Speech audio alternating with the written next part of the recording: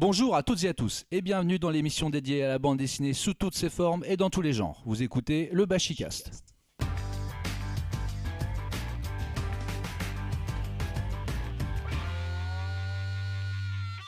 Nous allons parler aujourd'hui des premières lectures qui ont marqué. On a tous un jour été totalement captivés par un livre qui a laissé en nous des marques indélébiles. Je ne parle pas, bien entendu, des premiers émois susceptibles de laisser des traces dans les draps après avoir feuilleté avec avidité et discrétion Amanara ou un Serpiri. Pour Fred, par exemple, c'était la belle Sixi dans Landfeust qui se donnait des papillons dans le slip kangourou. Alors c'est vrai, pas pour le slip, mais pour Sixi c'est vrai.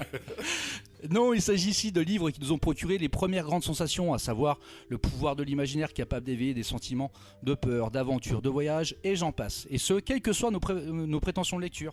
En préparant cette émission, je suis tombé sur un petit reportage dans lequel François Bunel, on connaît tous, l'animateur, journaliste et critique littéraire, qui a animé pendant des années l'émission, désormais culte, La Grande Librairie. Il évoquait avec une grande sincérité que ses premiers amours de littérature n'avaient pas été des grands romans de grands auteurs classiques, mais des BD comme Bob Moran puis Corto Maltese. Ce qui lui avait donné le goût des récits d'aventure des grands espaces. On a tous ce genre de souvenirs liés à une lecture d'enfance qui ont forgé les adultes que nous sommes.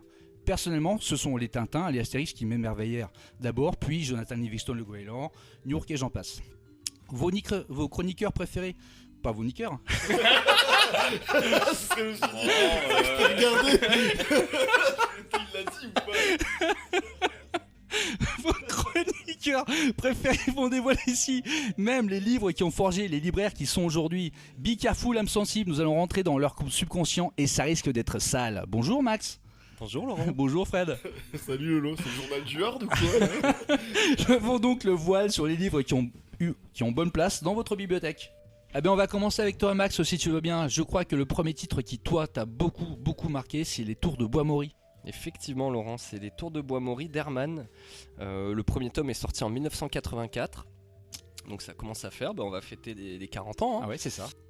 C'est une épopée médiévale. Donc on suit Aymar de Bois-Maury. Un homme qui ne rêve que d'une chose, retourner chez lui au Bois-Maury. Un endroit où les tours de Bois-Maury sont les plus belles et les plus hautes qui soient en terre chrétienne. Donc c'est un homme riche qui souhaite récupérer ses terres. Mais en parallèle, on suit aussi les aventures de Germain, qui est un maçon et qui va en fait dans un concours de circonstances s'attirer beaucoup de problèmes. Donc dans les premiers tomes, on suit deux histoires parallèles. Je me rappelais plus de ça de Germain. C'est un personnage hyper important. D'accord. Et pourtant il apparaît que genre un tome sur deux. D'accord. Et donc finalement pour qu'un jour leur destin se croise. C'est une œuvre pour moi culte parce qu'elle a bercé mon adolescence plutôt. C'est d'abord un grand auteur, un grand dessinateur. Oui, clairement.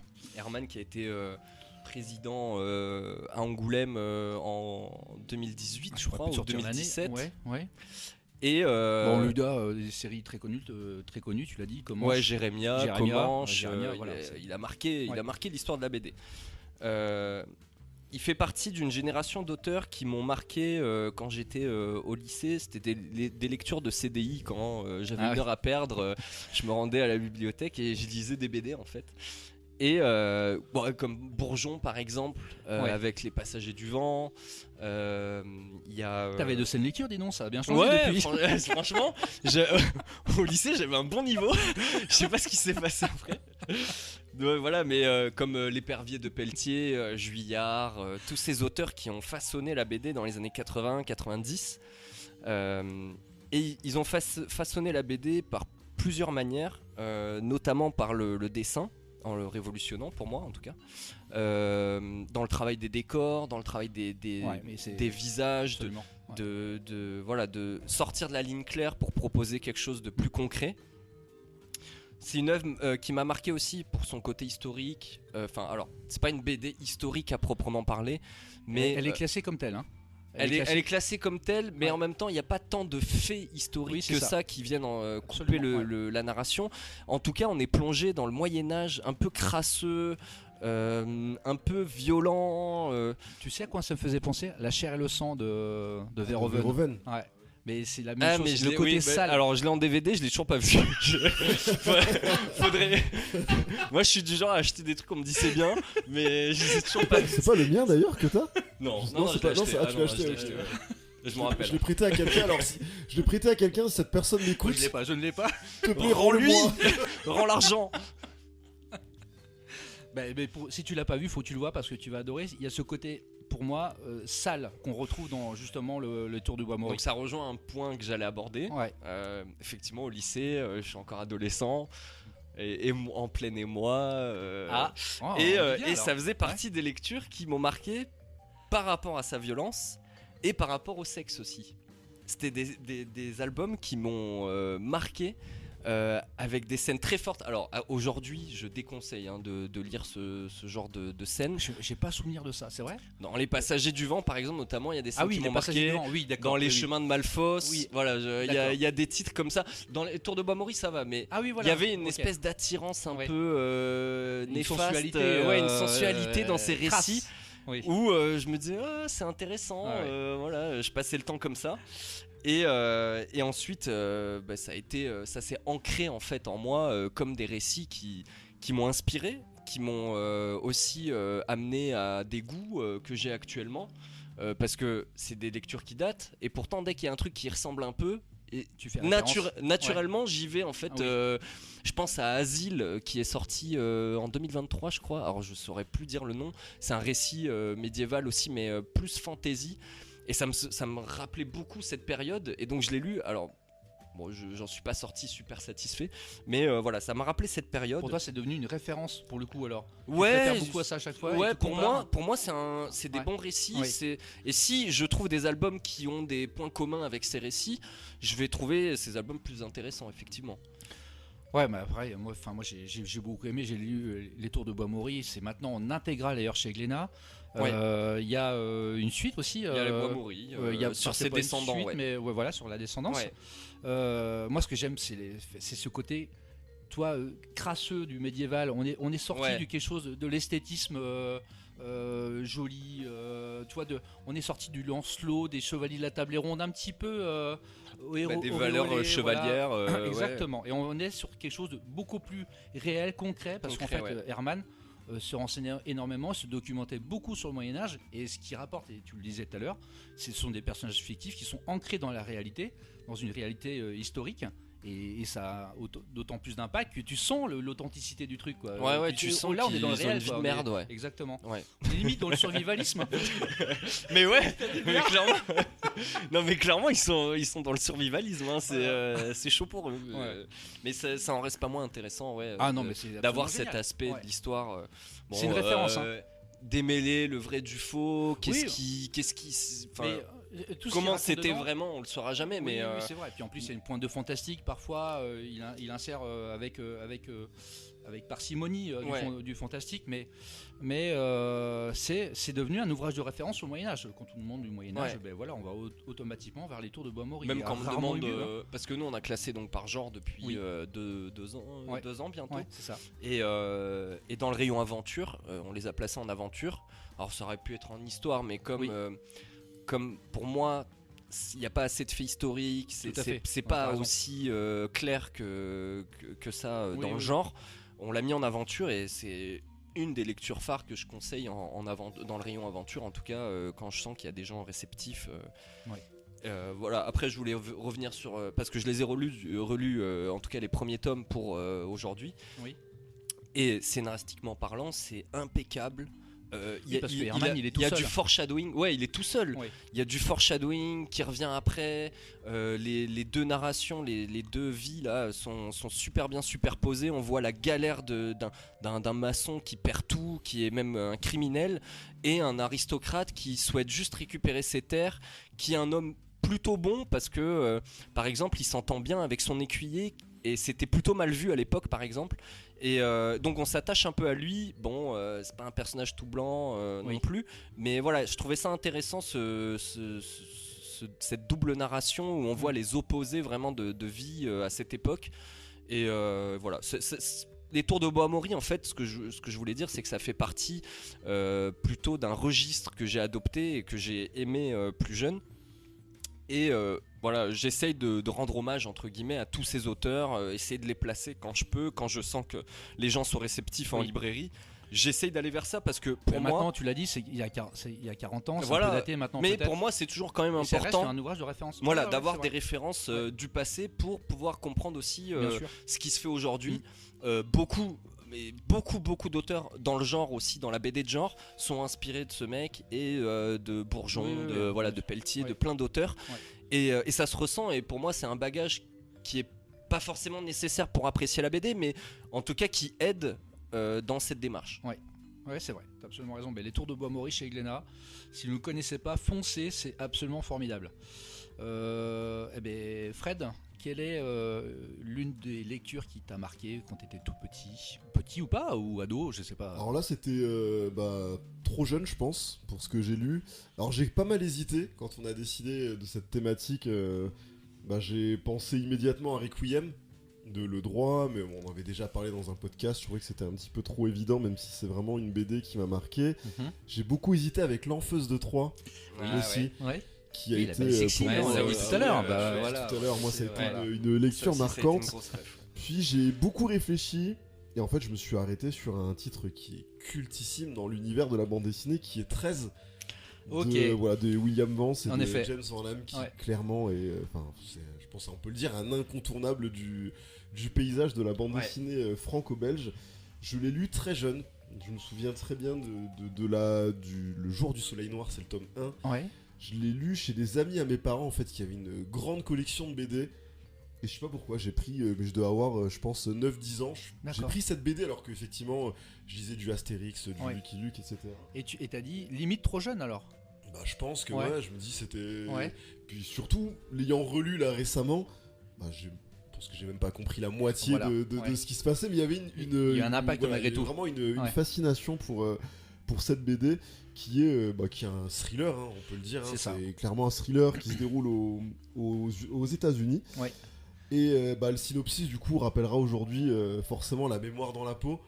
Exactement. Alors j'ai lu ce que je me suis un petit peu renseigné. Pour l'anecdote, du coup, James Van Damme a avoué bien plus tard s'être inspiré de Robert Ludlum. Ah ouais, parce que c'est flagrant. Voilà. Enfin, Alors moi j'ai lu du Robert Ludlum, je suis absolument fan. Je me rappelle avoir lu le Protocole Sigma, dont j'étais absolument fan. Et alors j'avais jamais lu La mémoire dans la peau, par exemple, ou La mort dans la peau, La vengeance dans la peau, toute la série. Et bien sûr, pour ceux qui connaissent ça, tu sais tout de suite qu'il y a un hommage. Alors moi j'ai découvert plus tard. En fait, en voyant le film, je me suis mais c'est 13 ou quoi là mais c'est 13 ou quoi c'est un scandale. Et donc il a reconnu s'être inspiré. C'est une série qui continue encore qui est toujours en cours de parution. Il y a 28 tomes. Voilà. Donc c'est le 3e cycle, je crois, qui vient de commencer. C'est ça, tout à fait. Le premier s'est terminé au tome 18 ou 19. 19 tomes, voilà. Et je le résume quand même si je pense que la plupart des auditeurs connaissent un petit peu 13. Donc ça débute en fait avec la découverte d'un homme qui vit sur une plage. Il est blessé par une balle, il est totalement amnésique et surtout il porte un tatouage au-dessus de la clavicule qui affiche le nombre 13, d'où le titre de l'album. Alors c'est peut-être juste XII. Ouais, peut-être. X3 bâtons. Putain, vous êtes drôle ce soir là. J'ai bidé.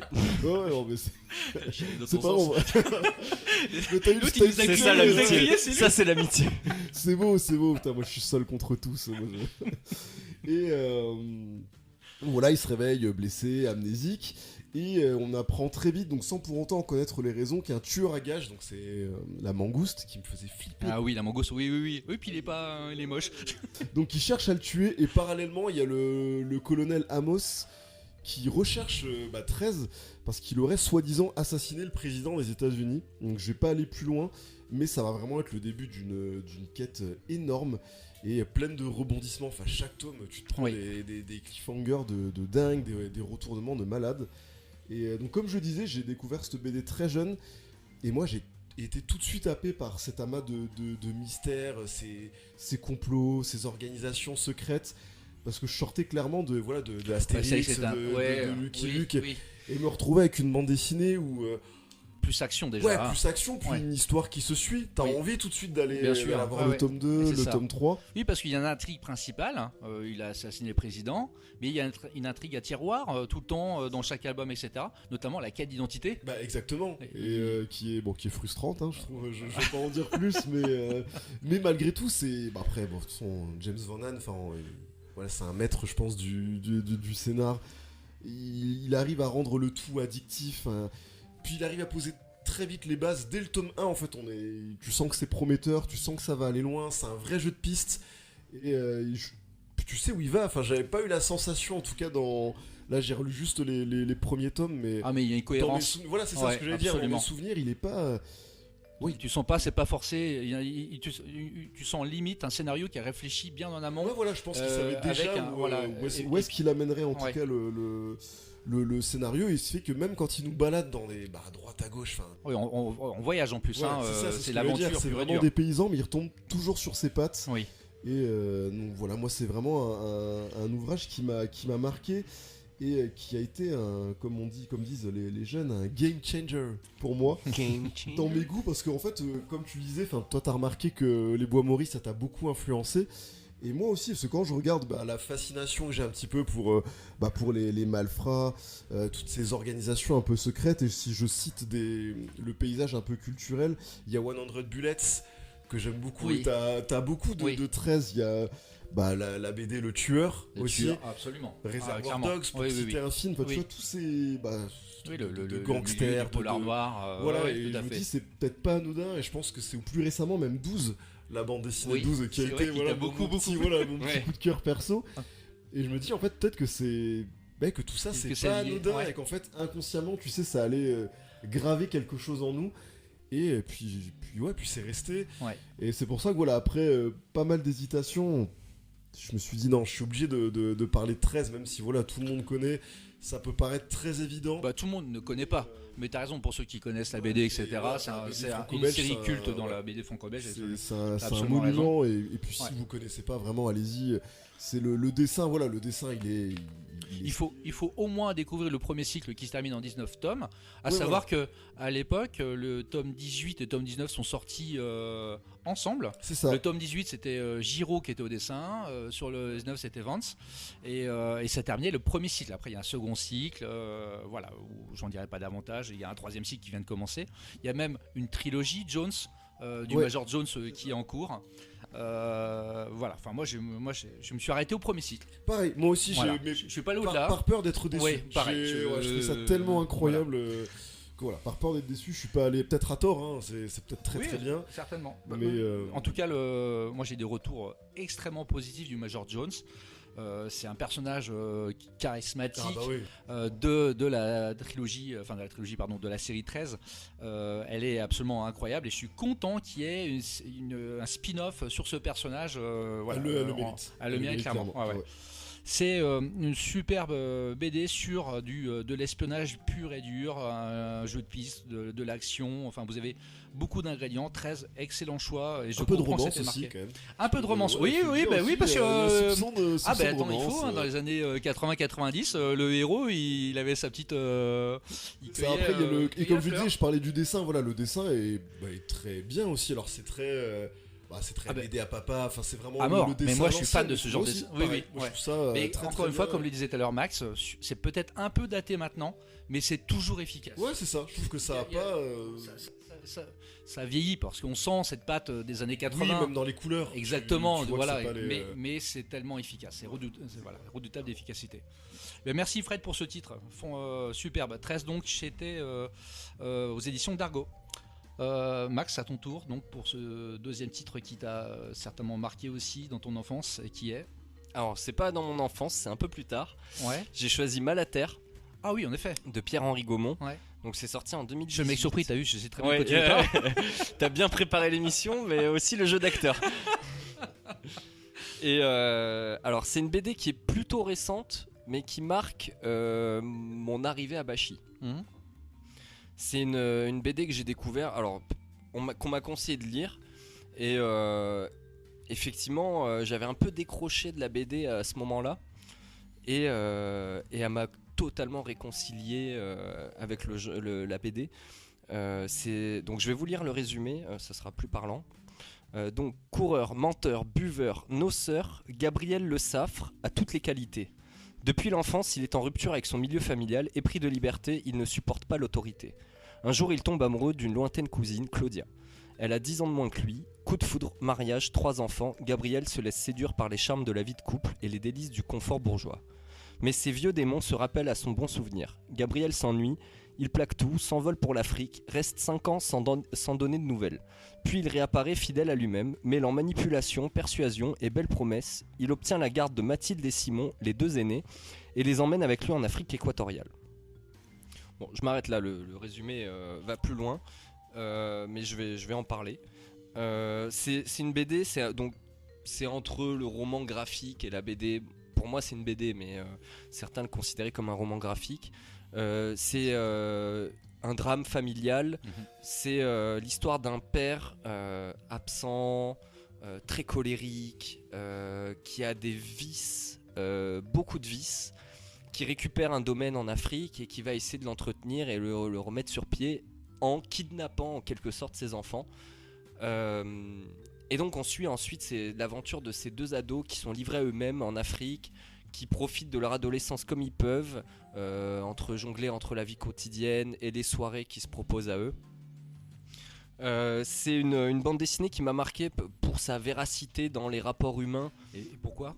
Parce que c'est inspiré de la vie de Pierre-Henry. Oui. C'est une histoire compliquée, mais c'est une histoire marquante. C'est un personnage antipathique, mais c'est un personnage attachant. Oui, absolument. Le père, oui, en le tout père, cas. oui, absolument. Pour moi, Pierre-Henry Gaumont, je reviens aussi sur l'auteur parce qu'en fait j'ai choisi cet album, mais j'ai adoré tous ses autres albums. Pereira Prétend, pour moi c'était incroyable. Ouais. Vraiment, je mets même au même niveau. Ouais. Slava, c'est génial. Ouais. Les nuits de Saturne, c'était bien. Voilà. La fuite du cerveau.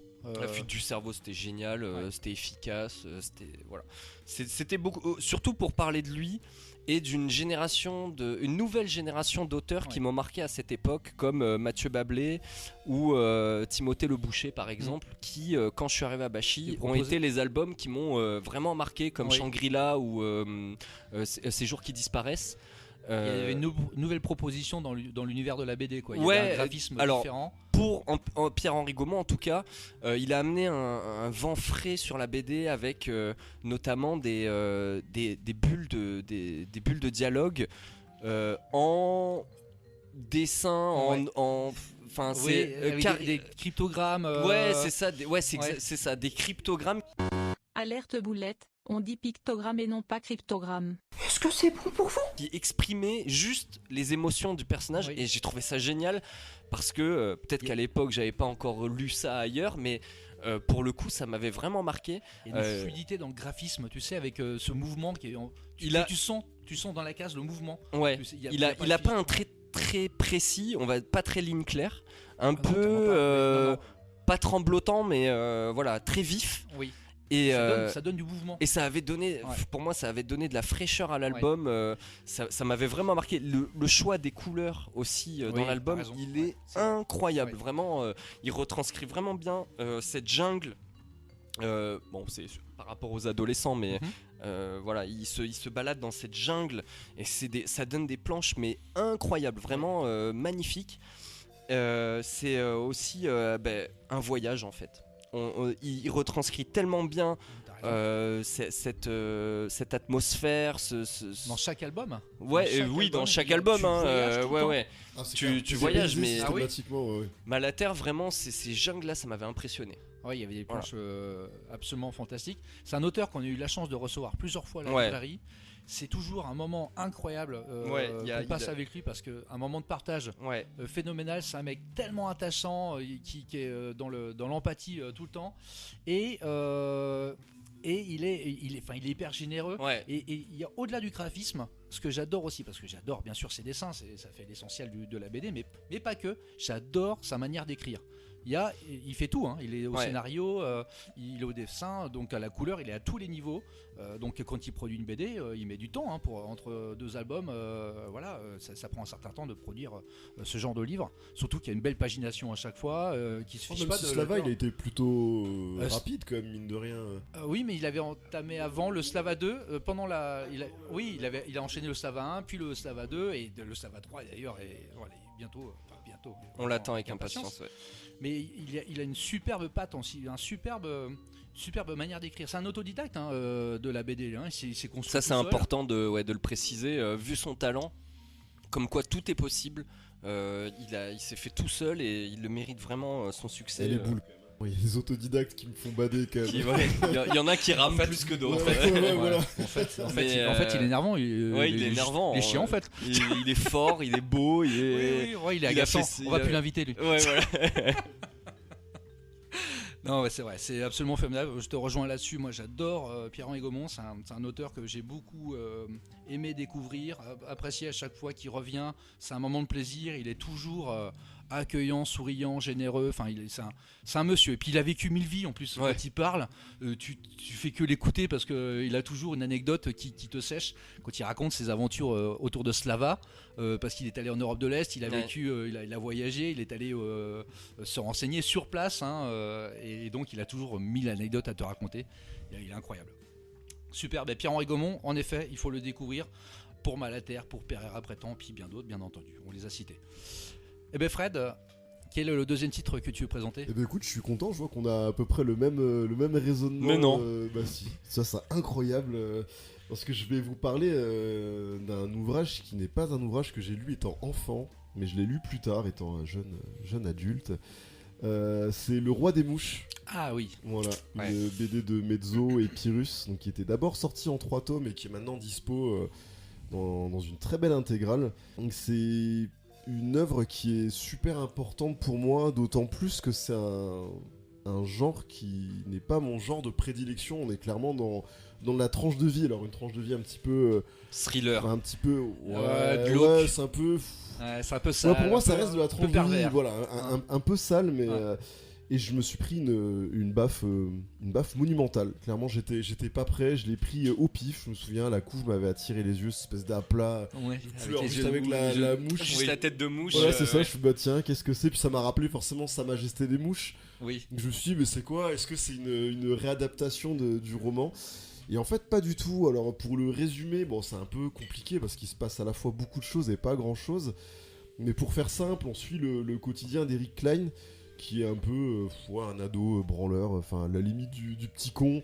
Ouais, il est clairement insupportable. Ouais, hein. voilà, c'est ça, qui pense qu'à se droguer, à ses plans cul, à se faire de l'oseille à coups de petites magouilles, enfin, on va faire des petits boulots, ramasser les feuilles chez le voisin quand il espionne pas justement ce dit voisin.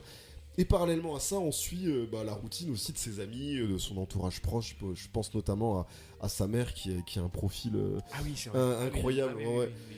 Et en fait, tout ça, ça forme c'est une vraie galerie de névrosés qui m'a parfois fait penser à la fois à des personnages de David Lynch Ouais. et à la fois alors un film que je n'aime pas, et pourtant c'est Requiem for a Ah Dream. ouais. Je trouve qu'il y a beaucoup de Requiem for a Dream dans, Ouais, un peu, dans ouais. Le Roi des Mouches. Je pense surtout au rapport qu'ils ont avec, Ah. avec les drogues. Oui, Et d'accord. oui, moi tu... Ouais. Non, mais j'avais pas le roman, mais j'avais le film. Et donc, on était sur quelque chose de différent. Mais en effet, par rapport aux drogues. Ouais, on est c'est dans clairement, cette c'est ligne. clairement ça. Voilà, c'est que des écorchés vifs, Oui. puis qui vivent leur vie à 100 à l'heure ou au ralenti, selon, Ouais. selon la consommation de certains. Mais voilà, c'est cru, c'est sale, c'est spontané. Moi, ça m'a beaucoup fait penser à mon adolescence. Je pense qu'il y a beaucoup d'ados. Ah C'est ouais. un peu cette Ah période ouais, où, t'étais comme ça, toi. Non, mais dans le sens où c'est que des gens, ils sont paumés en fait, ils sont paumés. Ils sont effrayés un peu. Et t'en es sorti de ça? l'avenir. T'en es sorti? Non, T'as toujours un pied dedans. je vais dans les petites réunions anonymes, tu sais, pour parler de mon adolescence. Mais voilà, où tes potes, en fait, ta nana, c'est un peu le centre du monde. Ouais. Et t'as l'impression que c'est ça, en fait. C'est leur bande de potes, c'est le centre du monde. Et. La nana qui pique à un pote. Hein. Oui, dis parce que mais ça arrive c'est- dès le début, tu c'est peux le dire. d'entrée, ouais, donc tu peux le dire, niveau de Ouais, mais c'est puterie. ouais, puis, bon, et en plus, ce gars qui décède en plus. Oui. C'est assez horrible. Enfin, non, mais j'ai pas envie de spoiler, mais c'est. C'est Il y a 3 tomes. c'est- Vous ouais, pouvez, ouais, hein, Ça arrive au bout de quelques pages. C'est dans la vraiment au première tout partie, début. Hein. Mais puis voilà, puis enfin, la narration, elle est, je sais pas, je trouve ça très punk. Elle est parfois décousue, parce qu'il y a plein de sauts dans le temps. T'as raison, Et très ouais, punk. ah ouais, c'est vraiment Moi, ça me incroyable. faisait penser à Skins un peu. Alors, pour la version anglaise, hein, mais. Oui, de la série Ouais. mais carrément, c'est clairement ça. Des jeunes en perdition totale qui font Mais ouais. n'importe Pour moi, il quoi. y a du Dan Aykroyd dans le dessin et, Ah ouais, limite du Burns aussi Oui, dans oui, mais l'ambiance. disons, Black Hole, clairement. Ah ouais, voilà. Ouais. Et ça met mal à l'aise, quoi, Ouais. tout le temps. Ah, mais C'est c'est sûr qu'ils s'en c'est inspirent. ultra malaisant. Puis ces Ouais. dessins qui sont à la fois dynamiques et super figés. Ouais. C'est très ce pop art. Oui, c'est vrai. T'as l'impression qu'ils sont pas en mouvement, en fait, ils sont là en pause, ils prennent des pauses à chaque fois. Mais c'est ultra charmant. Moi, quand Ouais. j'ai c'est ouvert la magnifique. BD, mais enfin, je pense qu'on peut pas rester insensible au style de dessin. Et comme tu dis, tu parles de Skins. Moi, je trouve que c'est. Il faut savoir que les BD sont construits avec c'est des courts chapitres, donc les chapitres se suivent.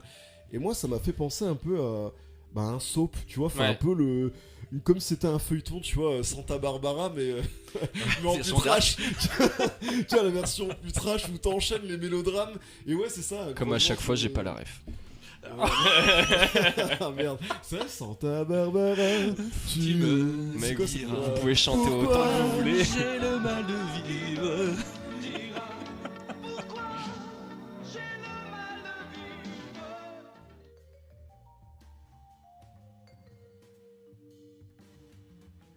Mais bon, c'était un soap, enfin un feuilleton Oui, qui passait à l'époque, genre Amour, Gloire et Beauté. Et ouais, puis ce que j'ai trouvé aussi incroyable pour essayer de recentrer un peu le sujet, c'est que je me suis senti, parce que j'ai relu là, le tome 1, on a quand même un côté vachement tu sais, voyeuriste. Ouais. Et ça m'a fait penser à l'émission Striptease. Tu sais, Ah parce ouais, qu'en ouais. fait, je trouve que on les suit, ces jeunes-là, dans tout ce qu'ils ont de plus pitoyable Ouais. et tout ce qu'ils ont d'humain, parce que tu les vois dans les chiottes, c'est débile, Ouais. mais tu les vois chier, tu les vois baiser, tu les vois bouffer au resto, enfin c'est... Il manque plus, tu vois, que la caméra et tu les laisses en fait faire défiler leur vie de merde. Alors, il n'y a Et, pas de soucoupe volante. Non, mais... mais voilà, je sais pas, c'est un ouvrage, je trouve, sociologique, mais du monde d'en bas, enfin c'est que des... Ouais. Ouais, c'est que des pauvres gars. Enfin, Le livre qui m'a fait penser à ça tout récemment, c'est Fleur de lait. Ah mais oui, ouais. mais Voilà.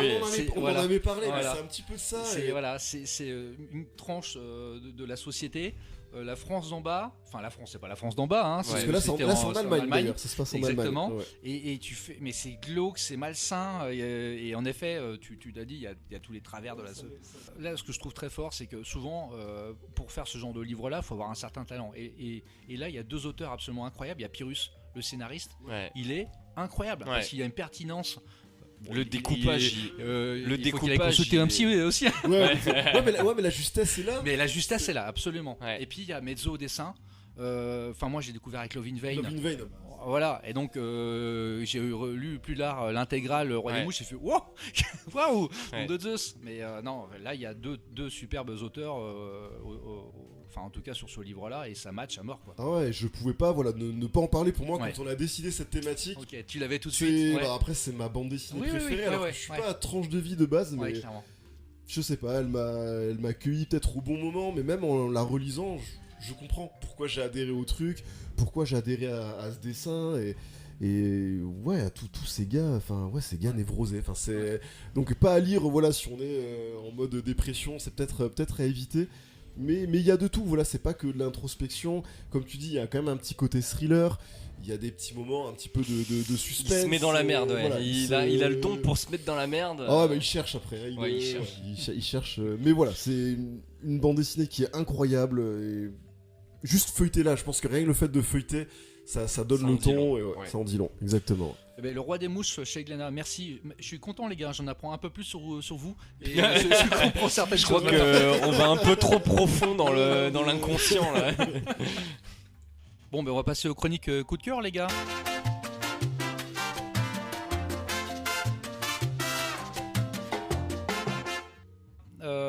Ben, je vais commencer et je ne vous dis pas si vous le permettez. Merde, j'attendais. Je l'attendais. Je me suis fait avoir une fois, donc non, il s'enchaîne. Bon bah vas-y. J'ai parlé d'une pour toutes, chez Rue de Sèvres, qui est paru chez Rue de Sèvres, là, de Dominique Monferry, qui est l'adaptation d'un roman de Jean-Laurent Del Socorro. J'ai beaucoup aimé ce livre-là, il est paru tout récemment. J'ai beaucoup aimé parce que c'est une BD à la limite du roman graphique, encore une fois. J'ai beaucoup aimé le dessin de Dominique Monferry. Il y a quelque chose dans le graphisme qui m'a vraiment attiré. Une légèreté dans le dessin, dans le choix des couleurs, j'ai beaucoup aimé. On est tout de suite dans l'ambiance de la France du XVIIe siècle. On est sous le règne de Louis XIV et on suit une femme qui s'appelle Julie d'Aubigny, dite Julie Maupin, qui vit une vie d'homme. Elle vit comme elle a envie de vivre, c'est-à-dire avec des pantalons, elle se bat à l'épée. Il faut le dire, avant tout. Pour reprendre ces termes, elle vit comme un humain. Elle vit comme un humain parce qu'elle reproche aux hommes de tu te bats comme un homme. Mais non, je me bats comme un humain parce que se bat très bien à l'épée, au fleuret, elle est très douée. Et donc elle vit sa vie comme elle l'entend, elle veut pas être soumise à un homme, donc ça on comprend tout de suite dans ce que je viens de dire que ça a de l'écho sur notre époque, sur ce qu'on entend aujourd'hui dans les réseaux, à la télé, etc., dans les médias, et donc on comprend que c'est une BD qui est d'actualité et qui pourtant raconte l'histoire vraie d'une femme qui a vécu au XVIIe siècle. C'est ça qui est étonnant, elle était largement en avance sur son époque, limite anachronique, parce que pour le coup c'était la seule. Julie d'Aubigny qui a existé, elle s'est mariée, elle a réussi à se débarrasser de son mari. Mariage forcé. Toujours voilà, la femme n'a pas le choix, en tout cas sur le choix de son mari, il n'y a pas de question de sentiment à cette époque. Et donc elle a subi pourtant un père qui manifestement était ouvert, qui aidait sa fille, qui la soutenait, etc., qui là ne lui a pas laissé le choix. Elle parvient malgré tout à se débarrasser de son mari. Et après, elle vit sa vie de femme comme elle l'entend. Elle suit des cours d'escrime. Elle se bat extrêmement bien. Et ce qui est bien dans ce livre-là, c'est qu'il y a un gros mélange de fantastique. Il y a l'intervention, l'apparition de Méphistophélès, donc le diable en personne, qui vient se battre avec Julie d'Aubigny et qui décide de faire sa connaissance. Et puis il y a une alchimie qui opère entre les deux. Et il veut bien sûr son âme. Et il fait tout pour lui faire signer un contrat dans lequel elle céderait son âme.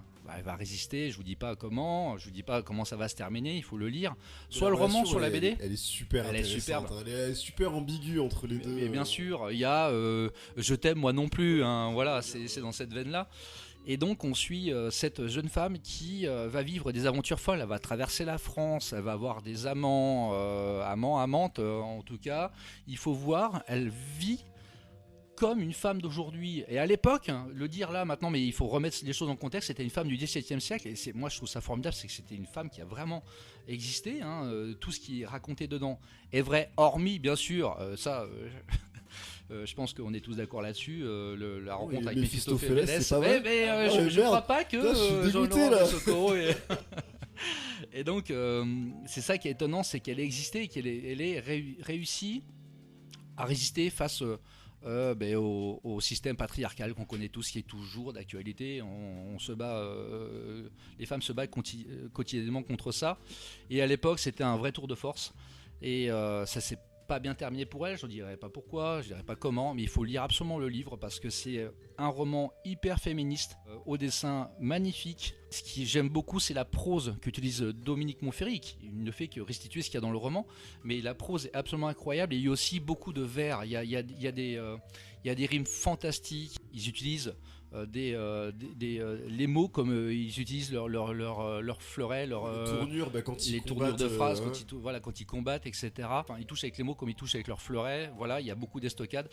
Moi, j'ai beaucoup aimé celui-là. C'est un vrai coup de cœur là de ce début d'année. Foncez le découvrir. Moi, je vous le conseille. Si vous voulez faire découvrir un roman ado-adulte, parce qu'on peut le conseiller dès l'adolescence, dès 14-15 ans, en tout cas aisément. Allez-y, c'est un bouquin qui est très féministe, qui est ancré dans notre temps. Voilà, c'est une petite merveille. Merci Lolo. Merci Laurent. Les gars. Je mettrai des applaudissements là. Ça va être... C'est bon. Il mérite une eau là. Tu le fais mal. Allez, à toi Fredo, tu vas parler de Bugle Call, je crois. Bugle Call, tout à fait. Qui est un manga qui sort aux éditions Kiun Ouais. et qui est dessiné par Tomori Higoro Ah, et scénarisé l'accent. par Sora Mais vous Moto. Moi, je du peux pas Japon. faire une émission sans son accent japonais. Oui, mais c'est vrai, mais Il vous revenez du il Japon. manquerait quelque chose. Bon, Hein. c'est vrai qu'on revient du Japon. Ben oui, mais eh ben là-bas, t'as pas encore. il a pas tant C'est vrai. utilisé que ça, Non, non. non, D'accord, j'ai essayé de briller. Sumimasen. Sumimasen. So. Et je me So. suis, Ça. je me suis vite calmé. J'ai vite compris que T'avais pas niveau. clairement. En fait, je suis bilingue pour le Bashika. Alors, il lit plutôt bien le japonais quand même. Hein. Ouais, je me tu débrouille. m'as T'as vu, étonné. t'as vu Tu quand m'as même étonné. Ouais. J'ai pu. En fait, je lisais que de la merde. non, si, ça va. Si, tu t'en sors bien. J'arrive à me débrouiller. Ouais. So. Dans le onsen, c'est marqué Le- tatouage non, interdit. Ça, on reste dans le privé. Voilà, non, on va pas en parler. Voilà, il y a une petite expérience. Il y a eu, voilà, confrontation de sexe. On va pas en parler, je dis. L'autre il rentre directement dans le lot. putain. Bon, alors je vais vous parler de, de The Bugle Call. Putain, ça va être dur d'enchaîner. Donc c'est un manga donc, qui vient juste de paraître. Il y a seulement un tome 1 de paru actuellement. Ça se passe dans un univers moyenâgeux de type dark fantasy où on suit donc une armée de mercenaires qui écument les champs de bataille. Parmi ces mercenaires, il y a le jeune Lucas qui a été recueilli par le capitaine Gerard. Et son rôle à lui, en fait, c'est de guider les troupes sur les champs de bataille avec son clairon. Il fait... Et puis les... Voilà. belle Putain, je le fais imitation. bien. On se croirait dans le manga là. Ah, t'as vu ça? Nous voilà, c'est lui Lucas, c'est le clairon de la troupe et lui il ne souhaite qu'une chose, il a qu'un seul rêve en tête, c'est de devenir ménestrel. Donc voilà, il supporte pas de voir les morts sur les champs de bataille, pour lui c'est très compliqué, je peux le comprendre. Et il a aussi une autre particularité, c'est qu'il a une petite corne qui pousse sur sa tête. Et donc et grâce à cette corne en fait il peut voir les sons qui se matérialisent sous les formes de rayons lumineux. Donc il fait en fait partie d'un peuple qui s'appelle les Branchus. Donc ce sont tous des humains avec des cornes qui possèdent chacun un pouvoir particulier. Et il va se faire recruter, on va dire de force entre guillemets, par un groupe de Branchus et se retrouver au cœur d'un conflit à plus grande échelle sur lequel on a quand même la sensation que l'avenir du monde repose un petit peu sur ce conflit. Et donc je vais vraiment très simple parce que le résumé est très long là, mais en gros il va leur promettre de leur rendre service à condition qu'ils puissent un jour devenir ménestrels. Donc voilà, moi ça a été un très très gros coup de cœur pour ce manga. Je suis pas très shonen neketsu, qui est un peu ouais, c'est pas vraiment un genre, mais voilà, ce genre de manga avec beaucoup de bagarres, de dépassement de soi, de pouvoir, etc. Et je suis encore moins dark fantasy en ce qui concerne le manga. C'est pour moi, sauf clairement, Berserk. voilà, mais c'est ce que j'allais dire. On va passer après le monument Berserk, c'est Compliqué. c'est très compliqué. Je trouve que ce qui s'est fait en manga, c'est pas terrible. Après, ça n'engage que moi. Pourtant, celui-ci m'a accueilli d'entrée par son ambiance, par ses personnages. Alors, je précise, je parle de Berserk, donc j'imagine les fans crier Oui. au scandale. C'est Bugle Call, incomparable. c'est à des années-lumière Ouais. de Berserk, je le précise, on n'y est pas du tout. C'est juste, voilà, c'est une œuvre qui m'a. Qualitativement, ça peut être aussi apprécié, mais dans le ton et dans Ah ouais, la ça- narration, c'est rien. Voilà, ça a rien à voir. Donc après, c'est servi par un graphisme qui est fort, qui est détaillé. L'histoire, elle est très dynamique dès le départ. On est plongé d'emblée dans cette ambiance un peu brutale, un peu poisseuse, un peu sans concession. Il y a un très joli twist en fin de volume pour ceux qui l'ont compris, pour ceux qui l'ont aperçu. Pourquoi tu me regardes? Oui, il y a une case un peu douteuse. Voilà. Ouais, donc qui est très prometteur, en tout cas, qui, moi, m'a donné envie de lire la suite. Enfin, je trouve vraiment, voilà, ce premier tome qui est prometteur, et j'ai envie d'insister sur un point, et qui, je pense que c'est pour ça que j'ai autant aimé, c'est que je trouvais ça appréciable de pas tomber sur donc dans ce contexte de dark fantasy, moyenâgeuse, etc., sur un héros, en gros, qui est armé d'une épée, Ouais, j'ai et qui part au C'est front, ça. et Oui, qui démonte C'est un tout peu monde. le faiblard de la bande. Enfin, Après, faiblard, grâce à ses dons, on va dire, il oui, reste oui, très fort, voilà. mais ça correspond au cliché du shonen et de personnages qui partent de rien, qui finissent par être des grands, ouais, mais, des grands guerriers ce aussi. qui est intéressant, c'est qu'il est... Il a pas d'arme. Il a pas d'arme, il Oui. est derrière. Oui. Il est en Et retrait. malgré ça, en fait, on se rend très vite compte, il a la responsabilité de vie De troupe. humaine, en fait. Ouais. Et je trouve ça incroyable de donner autant de responsabilité à un personnage en fait qui ne va pas sur le front. Oui, parce Alors, qu'en fait, ce qu'il va produire, les sons qu'il va produire avec sa trompette, c'est censé donner des formations, une idée de l'attaque ou de la défense que les troupes doivent adopter. exactement. Ouais. Et je trouve que c'est super bien exploité. Alors moi les pouvoirs, c'est bien un truc dont je me tamponne dans le manga. C'est les pouvoirs. Moi je Ouais. m'en fous. Ouais. Et je trouve que pour le coup, j'ai eu envie de m'y intéresser. Je trouve que c'est superbement bien servi.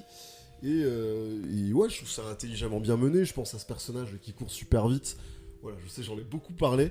Moi, j'ai trouvé ce passage. Tu m'as hypé. Ouais, voilà. Moi, j'ai trouvé ce passage, en tout cas, voilà, super intéressant. Après, ça manque parfois de maturité sur certaines réactions et Ouais. certaines tournures scénaristiques. Ouais, je suis d'accord. Mais après, je pense que voilà, le public visé, c'est un public plus jeune. Donc j'ai essayé de... C'est peut-être aussi pour ça, je me suis dit, bon, je me suis mis à la place de ce jeune public. D'ailleurs, tu te Et- conseilles à partir de quel âge alors 12-13 ans, 12-13 ça ans, passe, d'accord. voilà, il y a Ouais. quelques passages un petit peu plus musclés. Non, mais je crois que t'as raison. Ouais, ça va très mais bien. voilà, c'est un ouvrage, j'allais dire, c'est pas un ouvrage jeunesse, on va dire, c'est un ouvrage adolescent. Oui. Je pense que si on se met dans la peau, voilà, d'un Mhm. ado, je trouve ça très original. Ça fait du bien de sortir, voilà, Des de carcans. ce stéréotype oui, de ouais. personnage qui part de zéro avec une malédiction ou voilà, le potentiel il est déjà là en fait. Ça, donc pour moi ça a été très gros coup de cœur. Je pense que ça promet aussi il y aura des combats, ça c'est forcément frontal, mais j'imagine qu'il y aura beaucoup de stratégie Ouais. puisque c'est lui clairement, qui décide Ça annonce beaucoup de stratégie. voilà, Oh, il y a peut-être aussi du combat, hein, mais. voilà, donc j'imagine peut-être pour les fans aussi d'un manga comme Kingdom qui est très axé sur les stratégies de guerre. Après, voilà, c'est beaucoup de suppositions parce que je précise que j'ai lu uniquement le tome 1, je lis pas du tout les scans. Donc j'espère en tout cas que le tome 2 ne me décevra pas. Mhm. Tant ce tome 1 a été un gros coup de Était cœur. Mais prometteur. espérons que ça soit pas Ouais. un tome de transition. Aussi. Bon, si c'est de la transition, je saurais lui pardonner. J'attendrai le tome Ok. 3. Eh bien, merci Fred. Donc, Bugle Call chez Kiyun. Et toi, Max, c'est quoi ton coup de cœur là Moi, j'ai ces choisi- derniers temps Damn them all. Ah Ok. là là là là. Grosse gifle. quoi. Spurrier et Adlar. Donc Adlar qui revient après Walking Dead. Alors, je vais vous lire le résumé encore une fois. Ellie Bloody Hell Hawthorne est une anti-héroïne occultiste dont les services sont alloués. À la suite de la mort de son oncle, un détective de l'occulte, les 72 démons de Lars Goetia sont mystérieusement libérés de leur royaume infernal. Ellie va devoir pourchasser chacun de ces démons et les renvoyer en enfer par tous les moyens nécessaires, que ce soit de l'eau bénite ou son bon vieux marteau rouillé. Ouais, il en joue bien du marteau. C'est clair. Tabasse. Ouais. Donc c'est... Alors moi j'ai résumé ça. Alors, c'est un peu gros, hein, vous me Oui, direz. oui, hein, oui, mais, clairement. c'est du Hellblazer Ah bah clairement. oui. et Clairement. du Pokémon. J'allais le dire, j'ai mais, choisi. tu sais que J'ai j'y ai choisi. pensé avec Mais ce pas- système de pièces Ah, quand mais il faut. c'est- Ah, mais c'est. Alors, Hop, hop, hop, Attends, Quand tu m'en as attends. parlé, donc j'avais pas, bien sûr, j'étais pas de cette époque-là, mais je comprends tout de suite la mais référence. je me suis fait la réflexion Ouais. en le lisant, je me suis dit, Ouais. mais c'est Pokémon ou quoi Donc on suit cette enquêtrice de l'occulte qui découvre que les démons ont quitté les enfers et qu'ils sont alors sur Terre mais emprisonnés. Quelqu'un s'amuse à donner ou à vendre ces démons aux gens pour qu'ils en fassent ce qu'ils veulent. Et ce qui crée en fait le chaos dans la société. On suit certains Oui. personnages qui les utilisent selon des fins personnelles. Et c'est pas sans conséquence. Pas sans conséquence, il y a des sacrifices à payer, Ouais. etc. Donc en intro, je faisais le parallèle avec Hellblazer et Pokémon. Donc je vais commencer par Hellblazer. C'est une œuvre qui s'inspire quand même pas mal des récits, des comics anglais des années 80-90. C'est bourré de violence, mais en même temps, c'est bourré d'humanité aussi. Les personnages sont super attachants. L'oncle qui est mort au début de l'album, on sait pas qui c'est. C'est un personnage récurrent et qui est super intéressant. Et pour Pokémon, l'aspect Pokémon, c'est parce que elle doit récupérer toutes les pièces et ça passe par des exorcismes parfois violents. C'est donc une œuvre plutôt ésotérique, Ah oui, clairement. voilà, Ouais, comics. Thriller ésotérique. Ouais, voilà. Et moi, ce que j'ai aimé là-dedans, c'est qu'il y a une double narration. Parce que le dessin, bon, ok, Adlar, Il est stylé, hein, on aime, on n'aime pas. Moi, c'est surtout le scénario que j'ai aimé. Le scénario et la manière d'écrire Ouais, de Spurrier. Et les parties entrecoupées de. C'est ça, parce qu'on suit deux narrations. Il y a donc le personnage principal, l'intrigue, etc. Et il y a le journal de l'oncle Ouais. qui est en off, qui nous fait découvrir toute la démonologie, etc. Enfin, Ouais. moi, ça, j'ai adoré. Et ce qui est intéressant, c'est qu'il aborde un petit peu tous les profils. En fait, les gens se retrouvent avec des pouvoirs qu'ils n'ont jamais demandé, enfin avec ces démons, et tu te rends compte en fait de l'horreur de l'humanité, parce que tout le monde est, bon, on est tous égoïstes. Ouais, Ils on font est ce qu'ils tous, veulent, tu vois, on de veut ces- tous un peu Sauf jouer sur notre sauf le intérêt. pauvre, tu vois. En fait, t'en as qu'un seul. Tu sais, ce gars-là qui part de rien, qui Le devient vagabond. politique. Ouais, le vagabond qui devient Il politicien. hésite, non, il y a Ouais, un truc de mais psychologie. il décide de faire le bien. Il s'en veut limite. Il tente beaucoup de choses. De se servir de ce démon. C'est pas juste c'est pas juste du Pokémon, genre Oui, capturer tous Parce les que démons. Il y ce a qui est vraiment assez autre chose. jubilatoire, c'est que les démons souffrent quand on les Mais invoque. c'est ça, Et exactement. ça leur ouais. donne une personnalité de fou. C'est vrai. C'est que, du coup, on y réfléchit à 2 fois avant de les invoquer. Alors, l'héroïne, bon, elle les utilise un peu comme des outils, Ouais, ouais. mais Parce que c'est ça. ce même qui est- les démons sont humanisés. Mais ouais, parce qu'ils sont soumis, donc ils peuvent en fait être contre ta décision. Ils vont être contre, tu vois, il y en a qui vont s'affronter, Ouais. ils veulent pas s'affronter, mais Ils ont pas le choix. mon maître a décidé que je dois L'invocation, t'affronter. ouais. Et c'est Ouais. C'est vrai que j'ai l'impression qu'on parle de Pokémon Mais et ouais. d'une œuvre qui est T'imagines immature. des animaux alors qui que, se ouais. battent pour rien Bah là, c'est pareil, Ouais, avec des c'est démons. Ouais, moi, j'ai beaucoup aimé. Ouais, excellent pareil, coup de puis, cœur, C'est très dense, c'est très complet. Ah, c'est très verbeux. Hein, Alors c'est très verbeux, c'est assez long à lire pour un tome, mais c'est bien aussi, hein, on en a pour son argent. Mais c'est... Surtout que l'album est pas très cher en plus, hein, je crois qu'il a Ah, 17, je sais 18 plus, euros. j'avoue, je sais Il me plus. semble que c'est ça. Une hein, grosse ouais, ouais, ouais. pagination. Ouais. Mais c'est une œuvre qui satisfait le lecteur et qui donne envie de lire la suite. Ouais, Il y ouais. a un petit twist à la fin sympa sur l'oncle, etc. Voilà. Ouais, par contre, faut être posé, hein, faut vraiment être très concentré. Moi, il y a des passages où je suis quand même revenu Ouais. quelques pages Ouais. en arrière. Parce que voilà, c'est Il y a bourré beaucoup de bourré foreshadowing d'informations. aussi là, Ouais, il y en a- notamment avec la scène dans le métro. Ah ouais, mais tu sais que je t'ai dit, Ouais. j'étais revenu Je l'ai quelques pages repéré, en arrière. ouais, du ouais. coup, j'ai fait gaffe. Mais oui, bah, je t'avais prévenu au préalable, mais et moi vraiment, comme tu dis, moi Hellblazer, bah, le fait que ça se passe en Angleterre, on se retrouve voilà avec cet exorciste. Ouais, moi j'ai été happé, mais dès le début, vraiment ça a été un très très gros coup de cœur pour moi. Ouais. Vous fiez pas à la couverture, c'est une Ouais, super ouais, œuvre, ouais. super efficace. Dame d'Enol chez Delcourt de Simon Spurrier et Charlie Adler. Donc tome à suivre. On attend de savoir. Ouais, combien on de temps attend ce la sera. suite. Ouais, ok. Merci les gars. On va passer au Bashi News.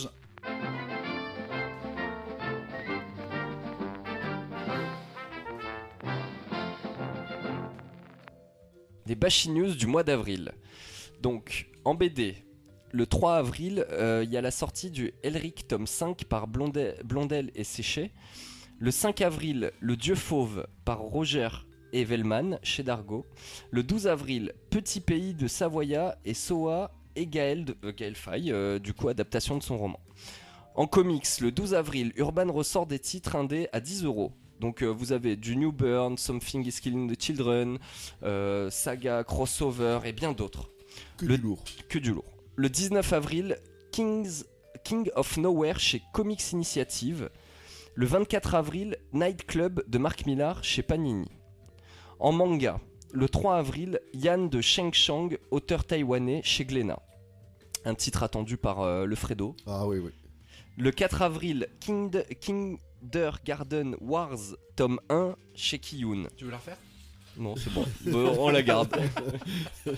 Et le 10 avril, évidemment, on la refait. inénarrable. Tome 5, des vols chez Delcourt.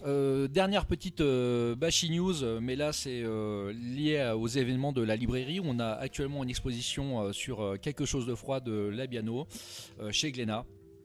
3 touches de noir de Hugues Labiano et on a la chance de le recevoir le 6 avril pour une séance de dédicace et aussi un vernissage de l'exposition. Alors si vous êtes là le 6 avril, venez boire une petite coupe de champagne avec l'auteur. Ça nous fera plaisir, sauf sur les finances, mais sinon ça me fera toujours plaisir. Allez, c'est la fin de l'émission. Merci à toutes et à tous pour votre obstination, votre persévérance à nous écouter en dépit des conneries qui sont proférées ici. Bye Max, bye Fred. Ciao, mec. Et Ciao. à la prochaine. Yes, bisous.